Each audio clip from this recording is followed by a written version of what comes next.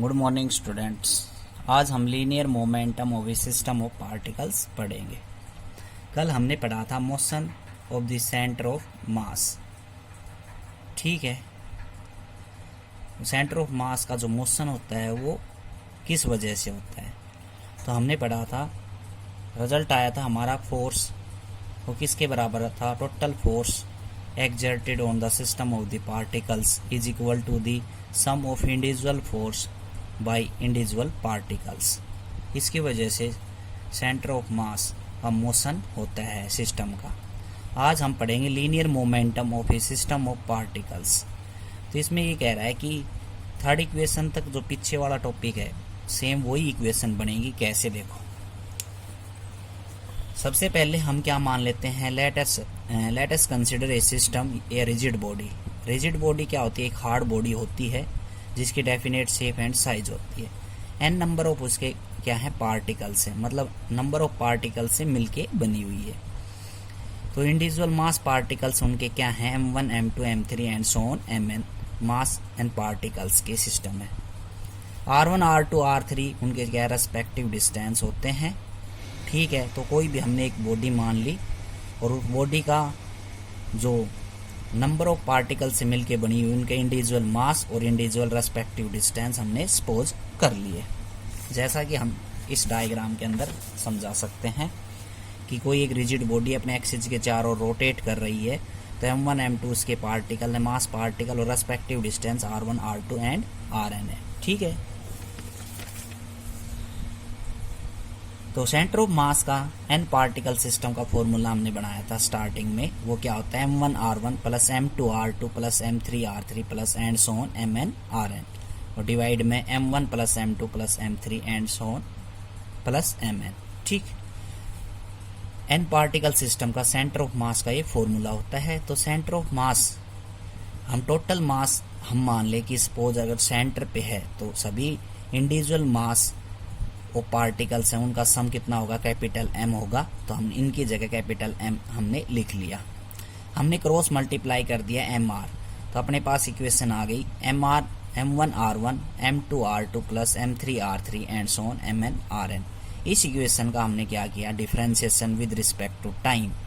तो M को हम बाहर निकालेंगे, डिफरेंशिएशन करेंगे d by d t R का, M1 d by d t R1 m2 d by d t R2 plus m3 d by d t R3 and so on.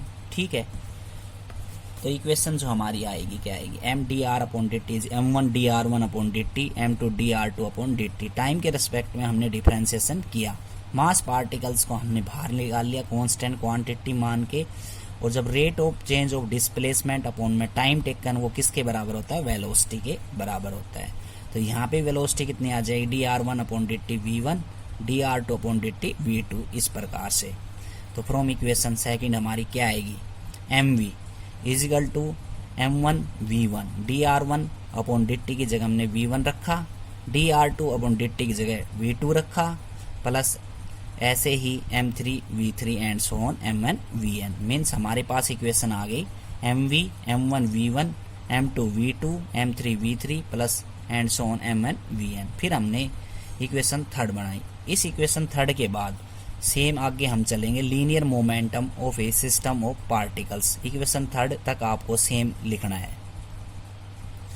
तो linear momentum पढ़ेंगे system of particles के लिए। तो जो हमारी equation है, third equation ये है m1 v1 plus m2 v2 plus m3 v3 plus and so on mn vn। ठीक है, अब यहाँ पे जो इक्वेशन ये थर्ड है, ये थर्ड इक्वेशन लेनी है, अगेन इसका डिफरेंशिएशन करना है। ठीक, राइट हैंड साइड का मास इंटू में वेलोसिटी क्या होता है, लीनियर मोमेंटम, और हम क्या कैलकुलेट कर रहे हैं, linear momentum of system of particles. m1 v1 इसका हमने m1 बाहर रखा और v1 का डिफरेंशिएशन किया टाइम के रेस्पेक्ट में dv1 upon dt plus m2 dv2 upon dt plus m3 dv3 upon dt plus and so on mn dvn upon dt। ठीक है, rate of change of velocity, अब क्या होता है, एक्सेलरेशन होता है, तो इसलिए dv1 अपॉन dt की जगह हमने a1 एक्सेलरेशन रखा फर्स्ट पार्टिकल्स के लिए, dv2 upon d T second particle के लिए acceleration, dv3 upon d T third particle के लिए एक्सेलरेशन। तो अपने पास इक्वेशन आ गई m1a1 plus m2a2 plus m3a3 and so on mn ठीक। m1a1 वो किसके बराबर होता है, फोर्स के बराबर। तो force F1 F2 F3 and so on इस प्रकार से। अब ये जो फोर्सेज हैं इस टोटल फोर्स का सम हम कैपिटल F मान ले, मीन्स F एक्सटर्नल मान ले कि ये एक्सटर्नल फोर्स लग रहे हैं जिसकी वजह से उनके अंदर मोशन हो रहा है और वो मोशन के अंदर मूव कर रहे हैं। तो F एक्सटर्नल अगर हम नहीं भी लगाएं तो इसका मतलब क्या होगा, लीनियर मोमेंटम भी क्या हो जाएगा, जीरो। तो F एक्सटर्नल को हम जीरो मान के चलें तो लीनियर मोमेंटम कांस्टेंट होगा। तो P किसके बराबर होगा, मास इनटू में वेलोसिटी, ये फॉर्मूला होता है। तो ये भी किसके बराबर हो जाएगा, जीरो के बराबर। तो वेलोसिटी यहाँ से कांस्टेंट हो गई। तो लीनियर मोमेंटम और सिस्टम ऑफ पार्टिकल्स के अंदर लीनियर मोमेंटम क्या रहता है, कांस्टेंट रहता है। ये बात हमने प्रूव कर दी। हमने सेंटर ऑफ मास पढ़ा था और सेंटर ऑफ मास क्या था, हमने माना किसी भी बॉडी के अंदर एक पॉइंट होता है, उस पॉइंट पे पूरी बॉडी का मास हम सपोज करते हैं उसके ऊपर है, तो उसको हम क्या कहते हैं, सेंटर ऑफ मास। और सेंटर ऑफ मास के कुछ एग्जांपल्स दे रखे हैं कि ये कह रहा है कि प्रत्येक जो पार्टिकल्स हैं उनका कहीं ना कहीं कुछ सेंटर ऑफ मास रहता है। तो पहला जो इसका एग्जांपल्स है वो क्या है, explosions of fire crackers at rest, मतलब कि जो पटाखे वगैरह होते हैं उनका हम एक्सप्लोजन करते हैं रेस्ट पोजीशन के अंदर, उनका सेंटर ऑफ मास कहाँ रहता है। तो एक क्रैकर ले लिया हमने रेस्ट पोजीशन के अंदर, उसको एक्सप्लोजन करवाया, तो वो इस प्रकार से उनके पार्टिकल्स हैं वो छिटकते हैं। तो छिटकते हैं तो हम देखते हैं कि प्रत्येक जो पार्टिकल्स है उसका कहीं ना कहीं सेंटर ऑफ मास यहाँ पे है, ठीक है। तो every particle of crackers having some centre of mass, कुछ ना कुछ सेंटर ऑफ मास होता है। ये इसका एग्जाम्पल है सेंटर ऑफ मास का। और भी एग्जाम्पल है,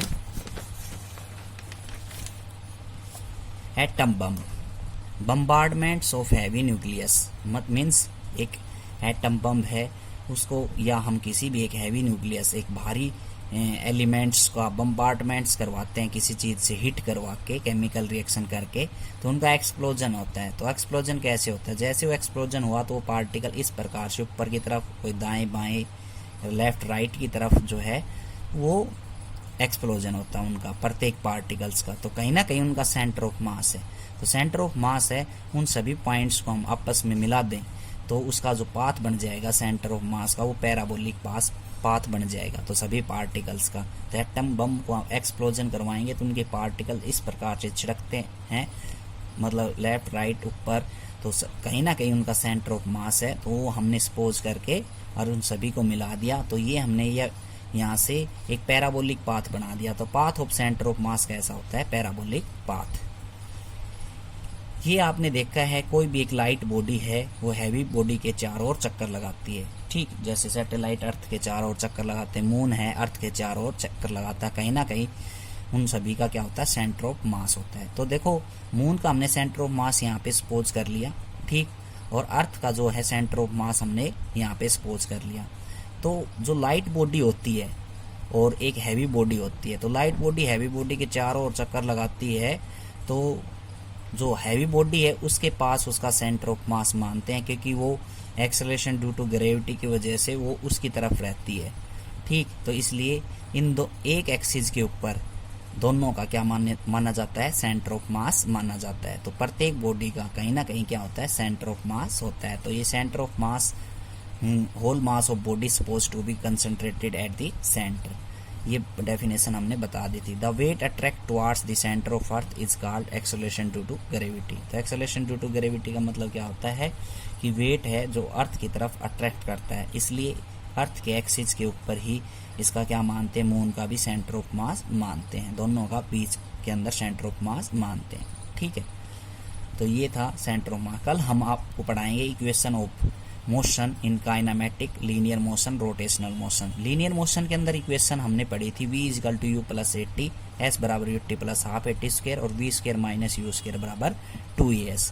रोटेशनल मोशन के अंदर हम पढ़ेंगे ओमेगा बराबर omega naught plus alpha t, theta बराबर omega naught t plus half alpha t square और omega square minus omega naught square बराबर 2 अल्फा थीटा। मीन्स ये जो हमने लीनियर मोशन के अंदर जो इक्वेशंस पढ़ी थी सेम रोटेशनल मोशन के अंदर पढ़ेंगे। तो इतना ही आज के लिए, थैंक यू।